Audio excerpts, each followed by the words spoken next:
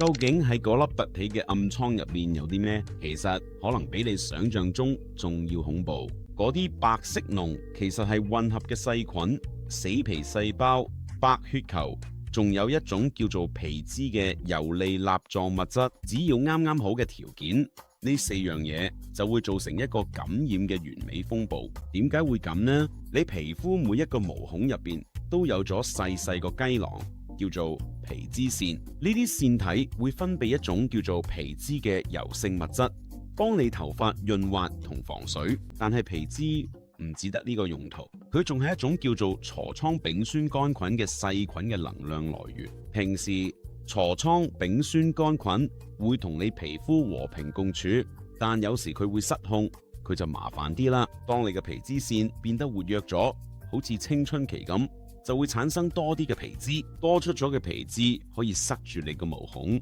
而家個毛孔就變成咗細菌嘅自助餐，佢哋開始瘋狂繁殖。呢個情況會令你身體響起警號，認為呢個細菌滋生係一個威脅，所以你身體就會派白血球去嗰個位對抗呢堆異常多嘅細菌，結果嗰個位置就會發炎，令到表面皮膚腫脹同變紅，最終嗰個腫脹真係會變成一個龍頭。更衰嘅係擠暗瘡會打開個缺口，等你手指上嘅細菌入去，可能會令已經感染咗毛孔拖長康復時間，甚至惡化。